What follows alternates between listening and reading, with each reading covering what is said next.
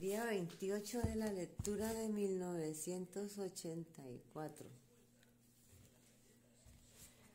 Entonces habíamos quedado la última frase: mientras los seres humanos sigan siendo humanos, la muerte y la vida serán la misma cosa. Bobadas. ¿Prefieres acostarte conmigo o con un esqueleto? ¿Es que no te gusta estar vivo? ¿No te gusta tocarme? Esta soy yo, esta es mi mano, esta es mi pierna, soy real, de carne y hueso, estoy viva. ¿Es que no te gusta eso? Se volvió y apretó su seno contra él. Winston notó sus pechos maduros pero firmes a través del mono. Su cuerpo pareció verter parte de su vigor y juventud en el suyo. Sí, me gusta, dijo Pels. Deja ya de hablar de morir y escucha, amor mío, tenemos que concertar el próximo encuentro. Si quieres podemos volver al claro del bosque. Hace mucho que no hemos ido por allá. Pero esta vez tendrás que seguir una ruta distinta, lo tengo planeado. Cogerás el tren, pero mira, te lo dibujaré. Y con aquel sentido práctico suyo, juntó un poco de polvo y empezó a dibujar un mapa en el suelo con una ramita de un nido de una paloma. Winston, ahora entramos en el capítulo cuarto y que está en la página 149. Winston contempló el cuartucho de la tienda del señor Charrington. Al lado de la ventana la enorme cama estaba hecha con unas mantas deshilachadas y una almohada sin funda. El anticuado reloj con la esfera de 12 horas seguía marcando un titán en la repisa de la chimenea. En el rincón sobre la mesa de los abatibles el pisapapeles de cristal que había comprado en su última visita brillaba tenuemente en la penumbra. En la rejilla de la chimenea había un infiernillo abollado, un caso y dos tazas que les había proporcionado el señor Charrington. Winston encendió el infiernillo y puso agua a hervir. Había llevado un sobre lleno de café de la Victoria y unas tabletas de sacarina. Las manecillas del reloj marcaban las 7:20, en realidad eran las 19:20. Ella tenía que llegar a las 19:30. Es una locura, le decía su corazón. Una locura consciente, suicida y gratuita. De todos los crímenes que podía cometer un miembro del partido, este era probablemente el más difícil de ocultar. En realidad la idea se le había ocurrido como una visión del pisapapeles de cristal reflejado en la superficie de la mesa de alas abatibles. Como había previsto, el señor Carrington no había puesto ninguna pega para el alquiler de la habitación. Era evidente que le alegraba ganar aquellos pocos dólares. Tampoco pareció escandalizarse ni ofenderse cuando quedó claro que Winston quería alquilar el cuarto para un asunto amoroso. En lugar de eso, se mantuvo a prudente distancia y habló de generalidades en un tono tan delicado que dio la impresión de haberse vuelto casi invisible. La intimidad, dijo, era algo muy valioso. A todo el mundo le gustaba tener un sitio donde estar a solas de vez en cuando. Y cuando alguien lo tenía, lo más elemental, cortesía, obligaba a cualesquiera que lo supiera o no a no contárselo a nadie. Incluso añadió mientras daba la sensación de desvanecerse que había dos entradas a la casa, una a través del patio trasero que daba a un callejón. Alguien estaba cantando al pie de la ventana. Winston se asomó aprovechando la protección de los visillos. El sol de junio seguía alto en el cielo y el patio inundado del sol. Una mujer monstruosa, robusta como una columna normanda, con antebrazos fornidos y rubicundos y un delantal de tela de saco a la cintura, iba y venía de un barreño a la cuerda de tender la ropa, colgando una serie de paños blancos que Winston pensó que eran pañales. Cada vez que se quitaba las pinzas de la boca, cantaba con una poderosa voz de contrabajo. Fue solo una ilusión sin esperanzas que pasó como un día de abril, pero una mirada, una palabra y los sueños que despertaron me han robado el corazón.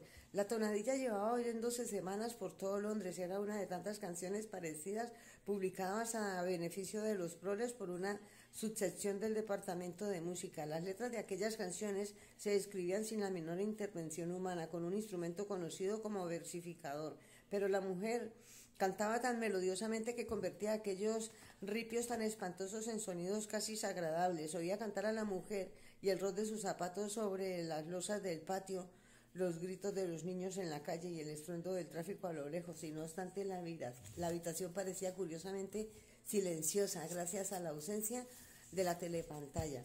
¡Qué locura, qué locura, qué locura!, pensó otra vez. Es inconcebible que pudiera frecuentar aquel lugar más de 2 semanas sin que lo descubriesen, pero la tentación de disponer de un escondrijo propio, bajo techo y relativamente cerca, había sido demasiado grande para ambos. Después de su visita al campanario de la iglesia, Les había sido imposible concertar otro encuentro durante un tiempo. Las horas de trabajo habían aumentado drásticamente en previsión de la Semana del Odio. Aún faltaba más de un mes, pero los enormes y complejos preparativos que requería suponían trabajo extra para todos. Por fin, los dos se las arreglaron para coincidir una tarde al aire libre. Habían acordado volver al claro del bosque. A la noche anterior se vieron un momento en la calle como de costumbre. Winston apenas miró a Julia mientras se acercaba entre la multitud, pero le bastó mirarla de soslayo para reparar que estaba más pálida de lo habitual. Tenemos que cancelar la cita, murmuró ella en cuanto juzgó que era prudente hablar. ¿Qué? Lo de mañana por la tarde no puedo ir. ¿Por qué? Pues por lo de siempre, esta vez han empezado pronto. Por un instante a Winston lo dominó un violento enfado. A lo largo de aquel mes, el deseo que ella le inspiraba había cambiado de naturaleza. Al principio apenas había poseído verdadera sensualidad. La primera vez que había hecho el amor había sido poco más de un acto de voluntad, pero a partir de la segunda vez había sido diferente. El olor de su pelo, el sabor de su boca y el roce de su piel parecían habérsele metido dentro o impregnado.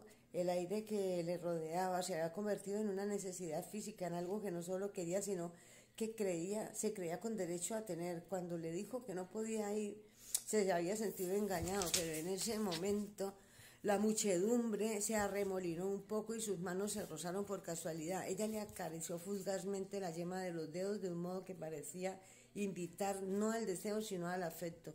Winston reparó en que cuando uno vivía con una mujer, esa clase de decepciones debían de ser normales y de pronto lo dominó una profunda ternura que hasta ese momento no había sentido por ella. Le había gustado llevar 10 años casado con ella, pasear por la calle con ella, al igual que hacían en esos momentos, pero sin miedo, sin necesidad de ocultarse y hablar de trivialidades, comprar cosas sin importancia para la casa. Sobre todo le habría gustado tener un lugar donde pudiera estar solo sin sentir la obligación de hacer el amor cada vez que se veían. En realidad no fue entonces sino al día siguiente cuando se le ocurrió la idea de alquilar el cuarto del señor Carrington. Cuando le propuso a Julia, ella aceptó de manera inesperada. Los dos sabían que era una locura. Era como si avanzara conscientemente hacia la tumba. Mientras esperaba sentado al borde de la cama, volvió a pensar en los sótanos del Ministerio del Amor. Era curioso cómo ese horror predestinado entraba ya y salía de la conciencia. Estaba ahí fijo en el futuro, procediendo a la muerte con tanta exactitud como el 99 al 100. Era imposible evitarlo, aunque tal vez fuese imposible posponerlo, y sin embargo, de vez en cuando, mediante un acto consciente de voluntad, uno escogía acortar aquel plazo. En ese momento se oyeron unos pasos apresurados en las escaleras. Julia irrumpió en el cuarto, llevaba una bolsa marrón de tela de saco como la que Winston le había visto a veces en el ministerio. Se levantó para abrazarla, pero ella se soltó, en parte porque aún seguía con la bolsa a cuestas. Un segundo, dijo, espera a ver lo que tengo. ¿Has traído este asqueroso café de la Victoria? Lo imaginaba. Ya puedes tirarlo porque no nos va a hacer falta, mira. Se arrodilló, abrió la bolsa y sacó unas llaves inglesas y un destornillador que llevaba encima.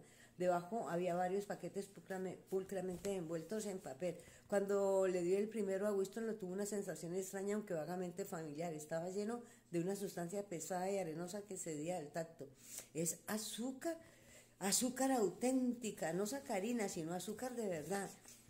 Y aquí tengo una barra de pan blanco, no esa puñetera porquería que nos dan a nosotros, y un botecito de mermelada. Y aquí tengo una lata de leche, pero mira, de lo que estoy verdaderamente orgullosa es de esto. He tenido que envolver un trozo de tela pero no hizo falta que le explicara porque había tenido que envolverlo. Su aroma llenaba ya la habitación, un olor profundo y cálido que parecía una emanación de su primera infancia y que uno reconoció a veces en un pasillo antes de que se cerrase la puerta o que se extendía misteriosamente en una calle abarrotada sin que apenas diera tiempo a olisquearlo y luego volvía a disiparse.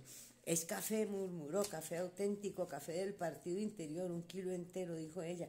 ¿De dónde ha sacado todo eso? Son cosas del partido interior. Estos cerdos tienen de todo, pero claro, los camareros, los criados y la gente les roban algunas cosas. Y mira que tengo un paquete de té. Winston se había acuclillado a su lado, abrió el paquete. Es té de verdad, no hojas de arándano.